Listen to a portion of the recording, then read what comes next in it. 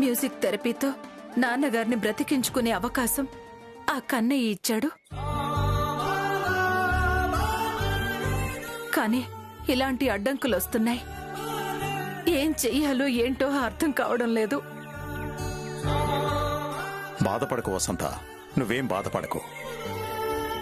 ఒక 2 రోజులు music therapy gap వచ్చినంత మాత్రాన ఏమీ కాదు. రేపటికి రూపారాణి కోలుకుంటుందేమో చూద్దాం. తను కోలుకోకపోతే ఏం చేయాలో అప్పుడు ఆలోచిద్దాం.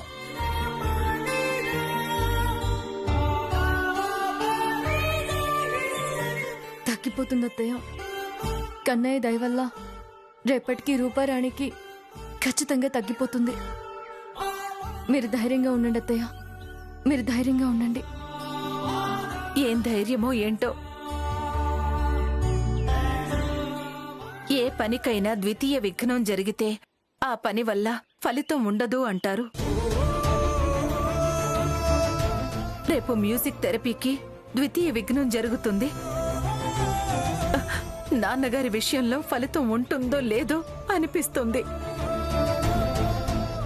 మ్యూజిక్ థెరపీ వల్ల తాతగారు ఖచ్చితంగా స్పృహలోకి వస్తారు. నువ్వు ఇలా నెగటివ్గా ఆలోచిస్తూ నీ ఆరోగ్యాన్ని పాడు చేసుకోవద్దు మమ్మీ, ప్లీజ్. అవునత్తయ్య, మీకు స్ట్రెస్ ఎక్కువైందంటే మీ ఆరోగ్యం దెబ్బతింటుంది. తాతగారిని కాపాడుకోవడం ఎంత ముఖ్యమో మీరు ఆరోగ్యంగా ఉండడం కూడా అంతే ముఖ్యం అత్తయ్య గారు. వసంత, ఇంక ఈ విషయం గురించి ఎక్కువ ఆలోచించకు. ప్రశాంతంగా ఉండు. నా మాట విను. మ్యూజిక్ థెరపీ సక్సెస్ అవుతుందని, మావయ్య గారు కోమాలోంచి బయటకు వస్తారని నాకు పూర్తి నమ్మకం ఉంది. నువ్వు కూడా అదే నమ్మకంతో ఉండు ప్లీజ్. ఇంకా నువ్వు వేటి గురించి ఆలోచించకుండా ప్రశాంతంగా పడుకో. నానా, పొద్దుపోయింది, మీరు కూడా వెళ్ళి పడుకోండి. Okay daddy.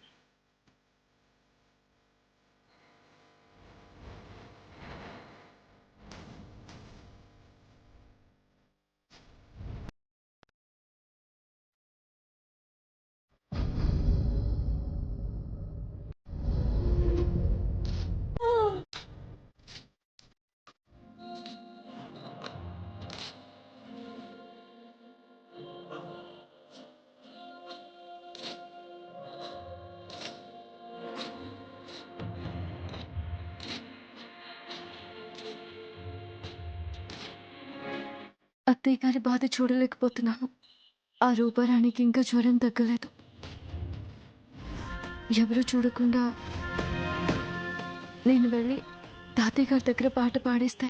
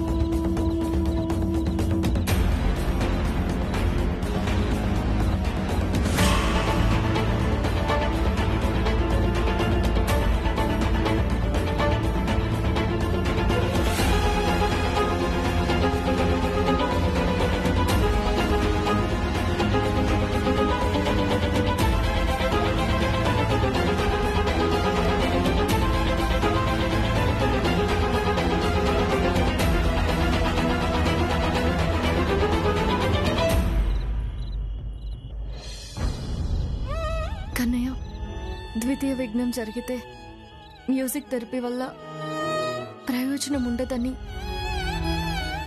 అత్తయ్య గారు చాలా బాధపడుతున్నారు. జరగనివ్వను, ద్వితీయ విఘ్నం జరగనివ్వను. నేను పాడతాను. ద్వితీయ విఘ్నం జరగకుండా నేను పాడతాను. రేపు ఉదయం అత్తయ్య గారితో రూపారాణికి జ్వరం తగ్గింది, వచ్చి పాడింది, ద్వితీయ విఘ్నం జరగలేదు అని చెప్తాను. అత్తయ్య గారి మనసు కుదుట పడుతుంది. అత్తయ్య గారి బాధ తగ్గించడం కోసం నేను అలా అబద్ధం చెప్పక తప్పదు. దయచేసి నన్ను క్షమించు కన్నయ్య.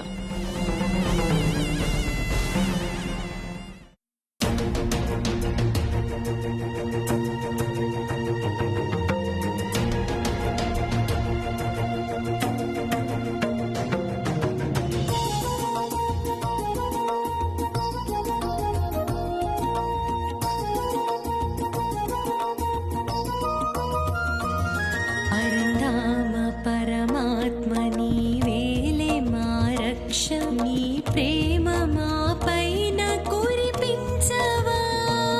పరంధామ పరమాత్మ నీవేలే మా రక్ష, నీ ప్రేమ మా పైన కురిపించవా.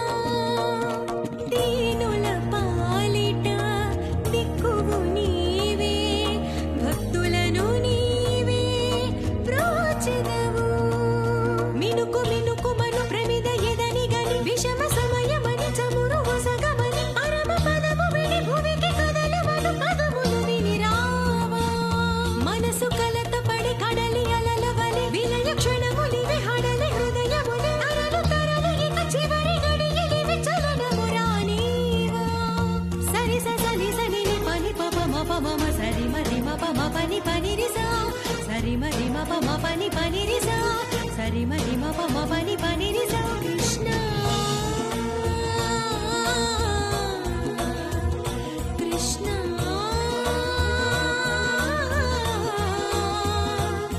కృష్ణ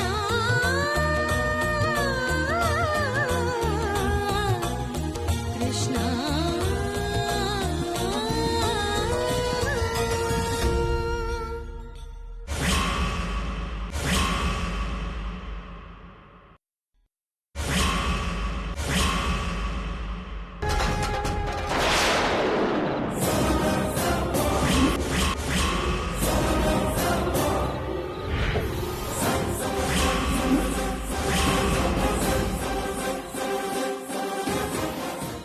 అమ్మో, ఆయనలో బాగా చలనం వస్తుంది. శ్యామ పాట పాడడం, ఆయనలో చలనం రావటం. ఈ విషయం వెంటనే మమ్మీకి చెప్పాలి.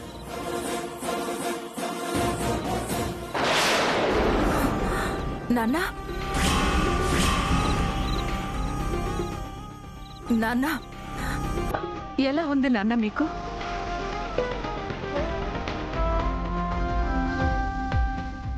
నాన్నా నాన్నా, ఎలా ఉంది నాన్న? తప్పకుండా అమ్మా. నాన్నా సార్ ఇప్పుడు ఎలా ఉంది సార్? బాగానే ఉంది డాక్టర్ గారు.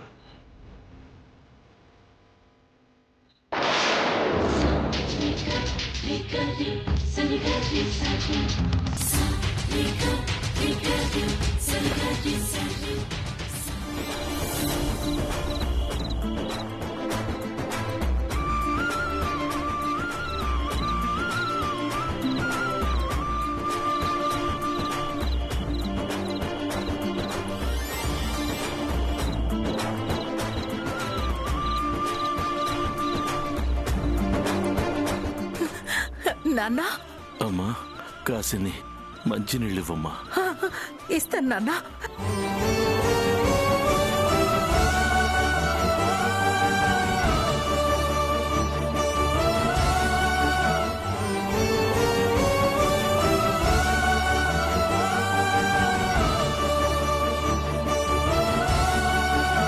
ఆయన ఇప్పుడు అందరినీ గుర్తుపడుతున్నారు. Now he is perfectly all right. Thank you doctor garu. మా నాన్నని మాకు దక్కేలా చేశారు. మీ రుణం ఈ జన్మలో తీర్చుకోలేను. ఆయన స్పృహలోకి రావడానికి కారణం నేను కాదమ్మా, సంగీతం. మ్యూజిక్ థెరపీ వల్లే ఆయన కోమాలోంచి బయటికి రాగలిగారు. వసంత, నేను స్పృహలోకి వచ్చేసరికి నాకు పాట వినపడుతూ ఉంది. ఎవరమ్మా ఆ పాట పాడింది?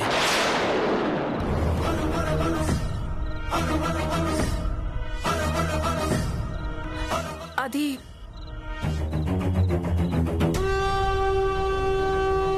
శ్యామ. శ్యామ ఏది? ఇప్పటి వరకు ఇక్కడే ఉంది. ఇంతలో ఎటు వెళ్ళి ఉంటుంది? గదిలో చూద్దాం రండి.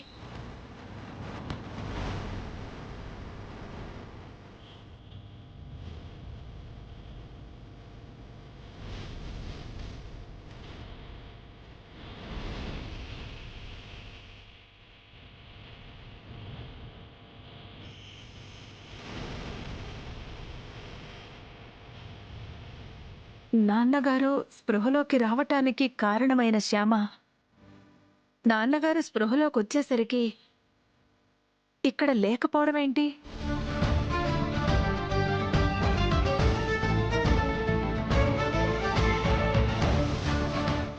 అవును, శ్యామ పాట పాడిందేంటి?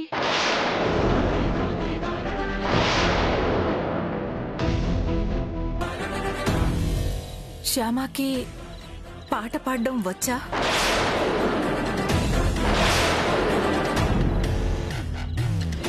శ్యామ పాటలు పాడుతున్న విషయం ఇంతవరకు నాకెందుకు చెప్పలేదు?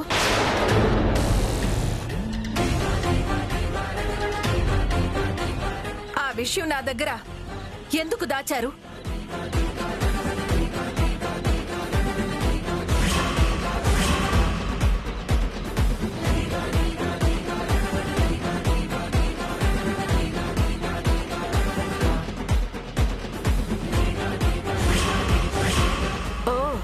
అఖిల్ జీవితంలోకి కళాకారిణి వస్తే వీడికి గండం ఉంటుంది కదా అని చెప్పి శ్యామ పాడుతుంది అన్న విషయం నా దగ్గర దాచారా?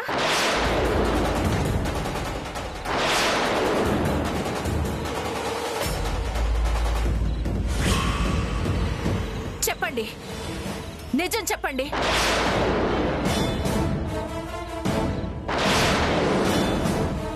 అసలు ఏం జరిగిందో చెప్పండి ప్లీజ్. వసంత, నువ్వు ఆవేశపడకు. నేను చెప్పేది ప్రశాంతంగా వింటే ఏం జరిగింది, అలా ఎందుకు జరిగింది అనేది మొత్తం నీకు అర్థమవుతుంది. చెప్పండి, ఏం జరిగింది? రూపారానికి పాటలు పాడడం రాదు.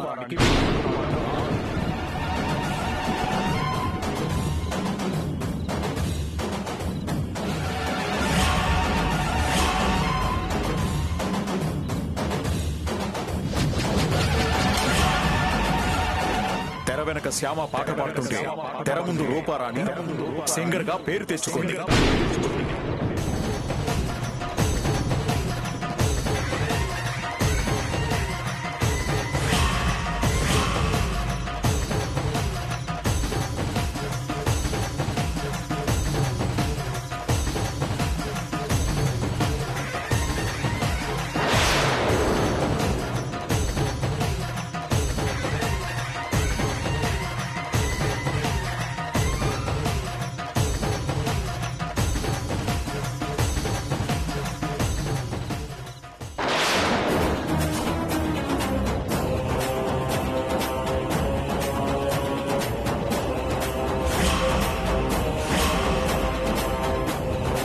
అది జరిగింది వసంత.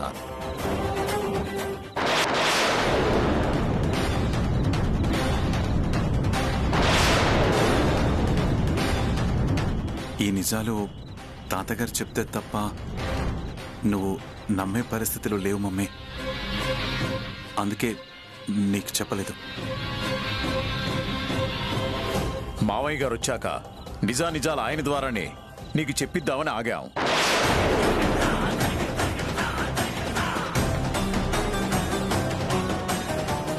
గురువమ్మ అంత దుర్మార్గురాలా? తన కూతురు భవిష్యత్తు కోసం నా కోడలు జీవితాన్ని నాశనం చేయాలని చూసిందా? ఛ!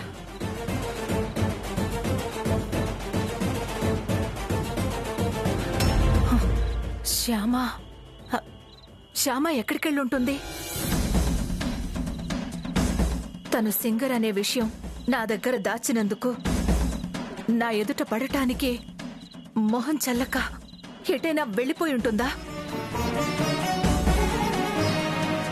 లేక జరిగిన దానికి నేనేమైనా అంటానేమోనన్న భయంతో వెళ్ళిపోయి ఉంటుందా? పదండి పదండి చూద్దాం, పదండి.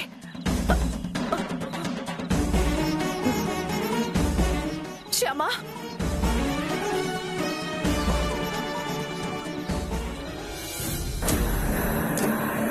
ఏంటి రాత్రంతా నిద్ర పట్టట్లేదు, మనసు అంతా ఏదో ఆందోళనగా ఉంది. కొంపదీసి అక్కడ మ్యూజిక్ థెరపీ జరుగుంటుందా? తాతయ్య స్పృహలోకి వచ్చుంటాడా? గురువమ్మకి ఫోన్ చేసి కనుక్కుందాం.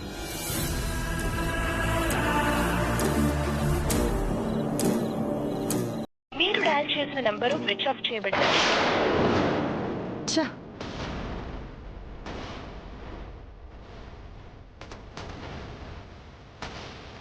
మీరు డయల్ చేసిన నంబరు స్విచ్ ఆఫ్ చేయబడినది.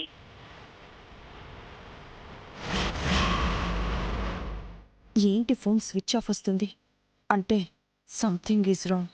వెంటనే హైదరాబాద్ వెళ్ళిపోవాలి. అరుణ్కి ఎలా చెప్పాలి? తాతయ్య గారిని చూడకుండా ఉండలేకపోతున్నాను. ఆయనే గుర్తొస్తున్నారని సెంటిమెంట్తో కొడతాను.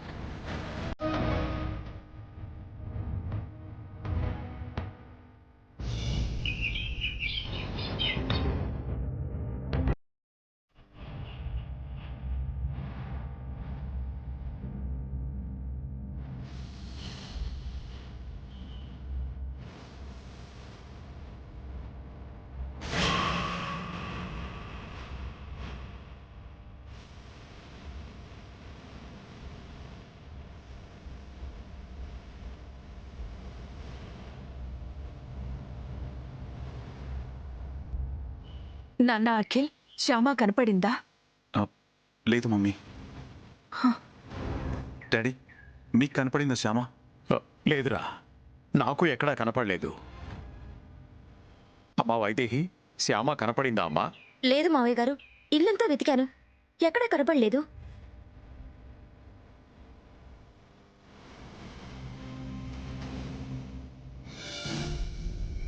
ఏంటి మమ్మీ, మీరు శ్యామ పిన్ని కోసం వెతుకుతున్నారా? అవునరా, పిన్ని నువ్వు చూసావా? చూశాను మమ్మీ.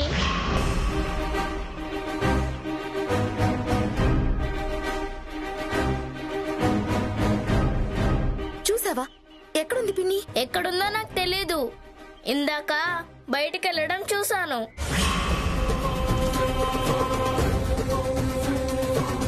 పదండి, ఎక్కడుందో చూద్దాం.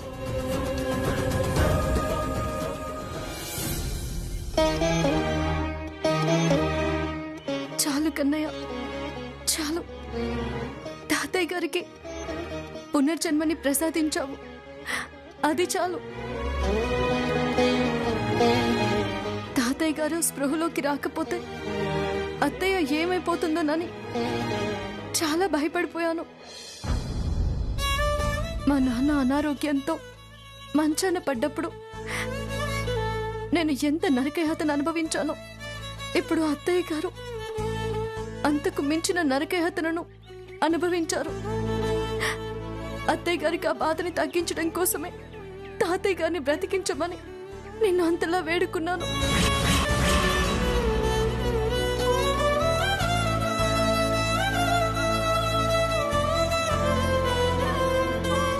తాతయ్య గారి ప్రాణాలు కాపాడడం కోసం అవసరమైతే నా ప్రాణాలు అడ్డు వేయడానికి కూడా నేను సిద్ధపడ్డాను.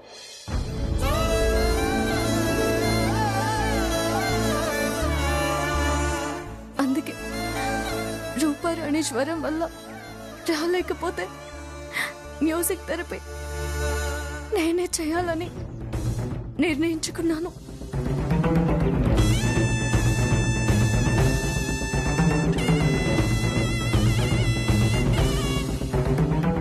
నేను పాట పాడడం చూస్తే అత్తయ్య గారికి కోపం వస్తుందని నాకు కూడా తెలుసు.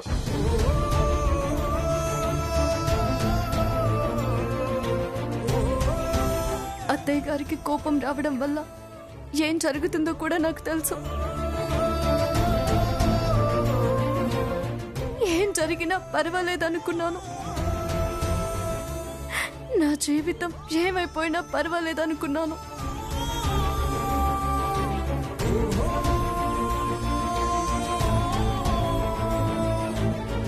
పాట పాడి తాతగారిని స్పృహలోకి తీసుకురావడం నా బాధ్యత అనుకున్నాను.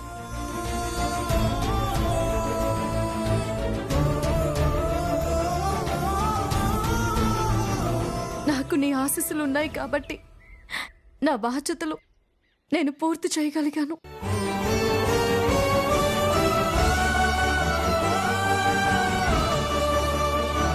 అబద్ధం చెప్పేవాళ్ళన్నా మోసం చేసేవాళ్ళన్నా అత్తయ్య గారికి ఇష్టం ఉండదు.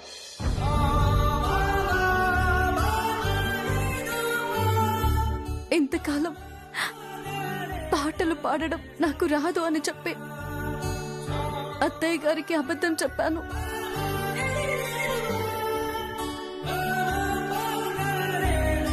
ఆవిడకు తెలియకుండా పాటలు పాడుతూ అత్తయ్య గారిని మోసం చేశాను.